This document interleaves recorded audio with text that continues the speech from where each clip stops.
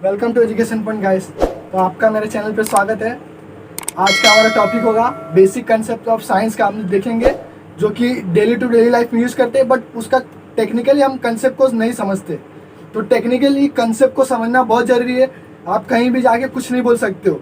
आप चीज़ों को अच्छे फॉर्म में बोलोगे। जैसे आप दूध लेने जाओगे, वहाँ पे बोलोगे 1 kg दूध दे दो, ये it doesn't sound good, am I right.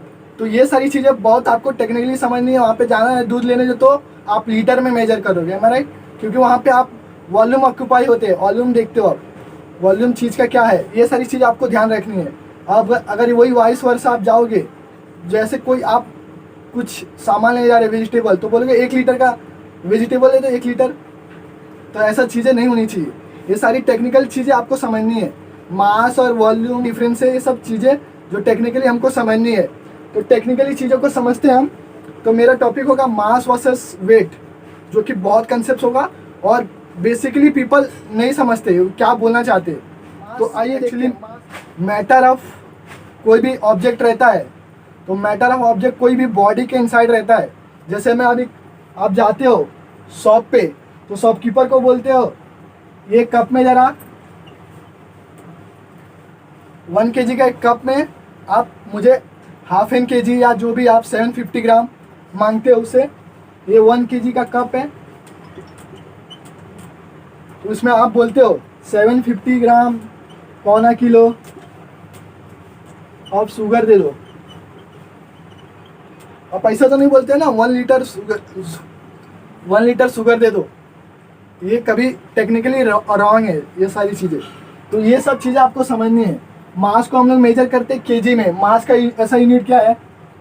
ऐसा यूनिट होता है, ऐसा यूनिट ऑफ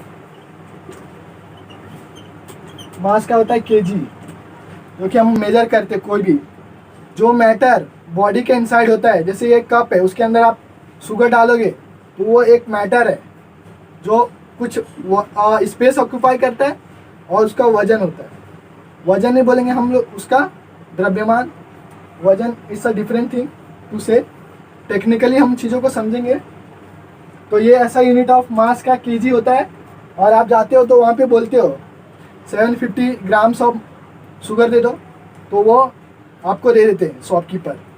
तो ये सारी चीज़ें आपको समझनी है। अब मास और वेट में क्या डिफरेंस है और वेट किसको बोलते हैं, तो ये दो टेक्निकल चीज़ें आपको पता होनी चाहिए। मास क्या है आपका? स्केलर क्वांटिटी, स्केलर क्वांटिटी है ये मास, स्केलर क्वांटिटी है ये। स्केलर क्वांटिटी मतलब मैग्नीट्यूड बस दिखाता है, डायरेक्शन नहीं होता। It contain only magnitude, it contains magnitude. तो ये बस आपको मैग्नीट्यूड दिखाता है। आप ऐसा नहीं बोलोगे ये 10 किलो शुगर दे दो, ये डायरेक्शन में, मतलब ईस्ट में, वैसे ऐसा डायरेक्शन आप नहीं। अभी व्हीकल आप चलाते हो तो वहाँ पे लिखा रहता है कि स्पीड लिमिट 40 kg, ये डायरेक्शन में जाएगा।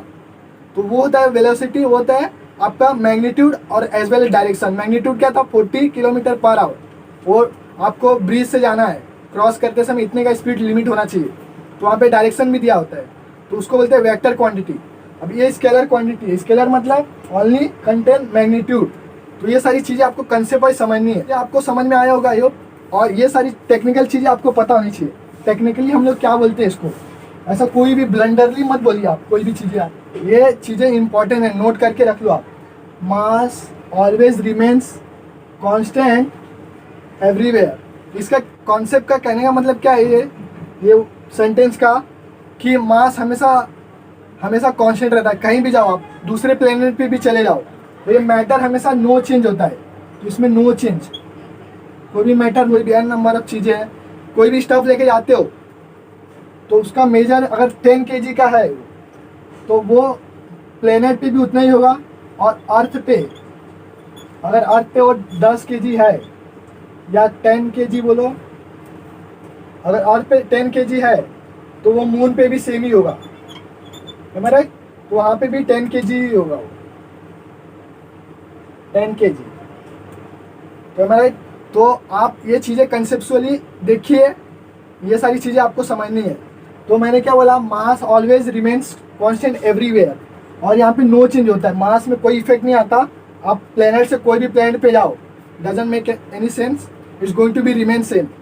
तो देखिए अर्थ पे अगर 10 kg है उसका वेट, 10 kg का मास है, तो मून पे भी 10 kg ही होगा उसका, वो कोई भी मैटर का, जैसे शुगर है, कोई भी स्टफ होगा जो कि वजन करेंगे हम। जैसे मैं फ्लावर लेता हूँ 10 kg का, वो रिमेन्स 10 ही होगा अगर मैं दूसरे प्लेनेट पे भी जाऊँ, क्योंकि मास नेवर चेंज, मास का हमेशा वो कांस्टेंट रहता है, स्केलर क्वांटिटी होता है। तो हम नेक्स्ट पे मूव करते हैं, वेट में आते हैं। वेट का कंसेप्ट क्या है और टेक्निकली हम क्या बोलते हैं, वेट को क्यों ऐसा बोलते हैं, मास और वेट में क्या डिफरेंस है, बहुत लोगों को ये चीज़ें पता नहीं है। तो मास तो मैंने आपको एक्सप्लेन कर दिया कंसेप्ट वाइज। अब वेट पे आते हैं। वेट इज अ डेफिनेशन क्या है, weight is a force of earth due to which object falls towards the earth, है ना राइट, फुल स्टॉप। तो ये चीज़ें क्या है, अगर आप जाते हो वेगिंग मशीन पे आपका वजन कराते हो, तो आप ऐसा बोलते हो कि मेरा मास कितना है, नहीं, आप बोलते हो मेरा वेट कितना है। वेट क्या है, चेंज होते रहता है, क्यों, अर्थ का। अब ये बताओ मेरा एक्सीलरेशन ड्यू टू ग्रेविटी क्या है अर्थ का, जो अर्थ पे है उसका जी, वो हमेशा 9.8 मीटर पर सेकेंड होता है फॉर ओनली अर्थ। हाँ गाइस, तो वहाँ पे हर एक का जी अलग अलग होता है, और अगर मैं मून पे जाऊँगा तो वहाँ पे जी अलग होगा, उसके वजह से हमारा वेट अलग होता है। वेट क्या बोलते हैं, फोर्स, वेट का एक टाइप का फोर्स है। तो आप ऐसा टेक्निकली चीज़ों को नहीं बोल सकते, वहाँ पे आप जाके ऐसा थोड़ी बोलोगे मास मेरा कितना है। आप जाते हो वेगिंग मशीन पे आपका वजन कराते हो, तो ऐसा बोलते हो क्या मास, नहीं, बिल्कुल नहीं। तो आपको हर एक टेक्निकली चीज़ें पता होनी चाहिए कंसेप्ट पॉइंट ऑफ व्यू से। और आप अगर अर्थ पे हो तो आपका जी होगा 9.8, अगर हम लोग उसको अगर सॉल्व करते प्रॉब्लम तो वहाँ पे 10 मीटर पर सेकेंड अज्यूम करते हैं, तो इक्वली अप्रॉक्सीमेटली 10 लेते हैं हम लोग मीटर पर सेकेंड स्क्वायर। तो ये एक्सीलरेशन ड्यू टू ग्रेविटी। और फोर्स सेकेंड लॉ क्या बोलता है न्यूटन का, मास इनटू एक्सीलरेशन। तो अगर मैं आपसे क्वेश्चन करूं, हमेशा जो हैवी ऑब्जेक्ट होता है वो पहले क्यों फॉल होता है अर्थ पे, और लाइटर ऑब्जेक्ट क्यों बाद में फॉल होता है, what is the reason behind that. तो ये सारी चीज़ें आपको कंसेप्ट वाइज समझनी है। तो आइए हम देखते हैं एक एक करके। न्यूटन सेकेंड लॉ क्या बोलता है, Newton he was amazing and physicist, so he give the 3 laws on the motion. Second law, what he says, force equal to mass into acceleration. अगर आपको मैं बोलूँ ये कबर्ड को आपको वहाँ से पुश करना है, तो आप क्या करेंगे, वो तो उसका ऑब्जेक्ट का कुछ मास होगा, M I right. Mass change होने वाला है क्या, नहीं, मास कभी चेंज नहीं होता। तो मास, अगर ऑब्जेक्ट का इतना मास है, आप उसको पुश करोगे तो कुछ वो मूव हो रहा है, कुछ स्पीड से या कुछ एक्सीलरेशन हो रहा है, मतलब यहाँ से वो मूव होके वहाँ पे चलेगा। तो कुछ तो एक्सीलरेशन आपने दिया ना, वहाँ पे फोर्स लगाया, तो वो दोनों का प्रोडक्ट हो मास इनटू एक्सीलरेशन। तो ये सेकंड लॉ बोलता है। तो अगर मैं बोलूँ कोई भी ऑब्जेक्ट है, आप ऐसा बताओ, आप बिल्डिंग के 10th फ्लोर पे हो और आप फॉल हो रहे हो, तो आप कभी ऊपर जाते हो क्या, नहीं ना, और डायरेक्ट नीचे ही गिरते हो, क्यों, क्योंकि अर्थ के ग्रेविटेशनल फोर्स की वजह से। तो ग्रेविटेशनल फोर्स जो बोलते हैं वो W इक्वल टू होता है, ये F को हम लोग डिनोट करते हैं W से, और M, और ग्रेविटेशनल फोर्स क्या होता है, एक्सीलरेशन, ये चीज़ यहाँ पे A इक्वल टू आ जाता है G, तो यहाँ पे इसके वजह से हम लोग G लिखते हैं। तो A इक्वल टू G हो गया, क्योंकि अर्थ का जो ग्रेविटेशनल फोर्स है उसका एक्सीलरेशन ड्यू टू ग्रेविटी है हमारा, A इक्वल टू G है, विच इज इक्वल टू 9.8 होता है। आई होप आप समझ गए कंसेप्ट को। तो ये हमारा W है। तो आप कभी भी अगर वेगिंग मशीन पे जाओ तो आपका मास वो जो वेगिंग मशीन पे दिखाता है वो, और G से मल्टीप्लाई करोगे तो आपको उतना फोर्स लग रहा है जो आपके ऊपर एग्जर्ट हो रहा है। तो आप फ्लोर पे कैसे, आप हमेशा यहाँ पे रहते हो, आप नीचे क्यों नहीं गिरते हो, क्योंकि वो एक रिएक्शन फोर्स आता है जो उसको बैलेंस करके रखता है, तभी आप यहाँ पे खड़े होते हो, जैसे मैं खड़ा हूँ यहाँ पे। तो ये सारी चीज़ें समझने वाली है, और कंसेप्ट वाइज चीज़ों को आप समझिए।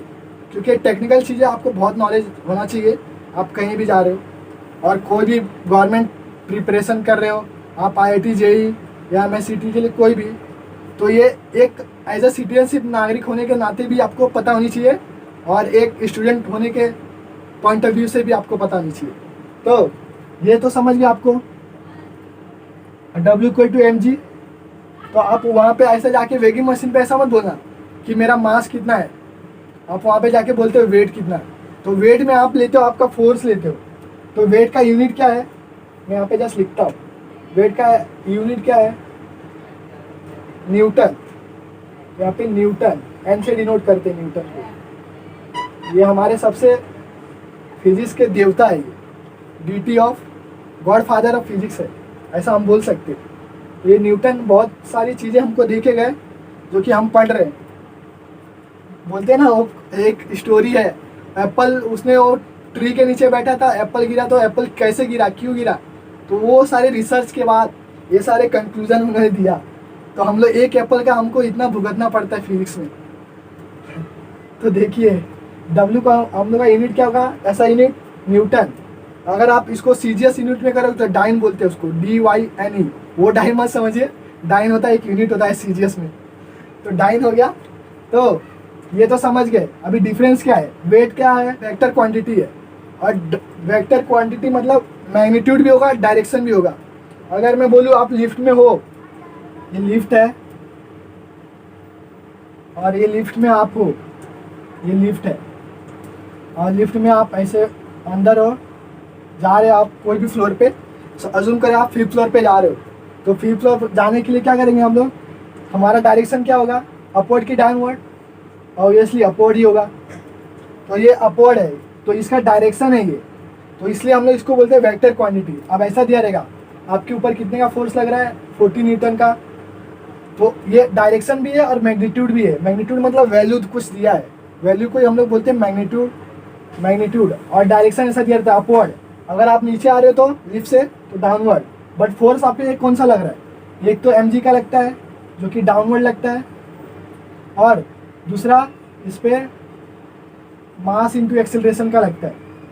अगर तो ये आपके ऊपर फोर्स लगते हैं, दो चीज़ें, उसके वजह से आप बैलेंस अंदर रहते हो, है मैं राइट। तो दो चीज़ें लगती है, एक तो मास इंटू एक्सेलरेशन जो कि इससे जा रहा है वो, और दूसरा mg का वेट लगता है जो आपका मास है और multiply by g due to gravitational force, है मैं राइट। तो ये सारी चीज़ें आपको बैलेंस करती हैं। तो कभी भी याद रखो, आपने कभी ऐसा सुना होगा जो एस्ट्रोनॉट होते हैं जो आउट ऑफ नासा में वर्क किया उन्होंने, और सी वाज अमेजिंग, अमेजिंग मतलब मैं क्या बोलूँ, कल्पना चावला, राकेश शर्मा को देख लो, हमारे फर्स्ट इंडियन एस्ट्रोनॉट थे वो। तो ये सारे बहुत हमारे लीजेंड है जो कि वो जाके वापस आए थे। आई होप आप समझ गए। तो वो स्पेस में गए, तो स्पेस में जाने के बाद हमारा जी क्या हो जाता है, 0 हो जाता है। इसकी वजह से हम वहाँ पे उड़ते हैं, हवा में सब चीज़ें उड़ती है। आ जाते हैं अपने वेट और मास में क्या डिफरेंस है। वेट क्या है, वेक्टर क्वांटिटी। तो फर्स्ट मेरा पॉइंट क्या है, it's a vector quantity.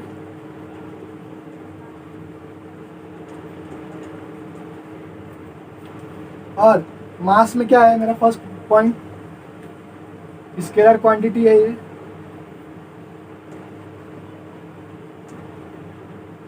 Quantity second, मास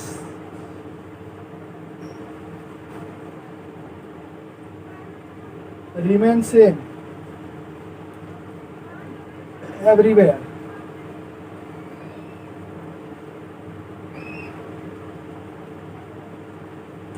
और ये हमेशा चेंज होता है ड्यू टू जी।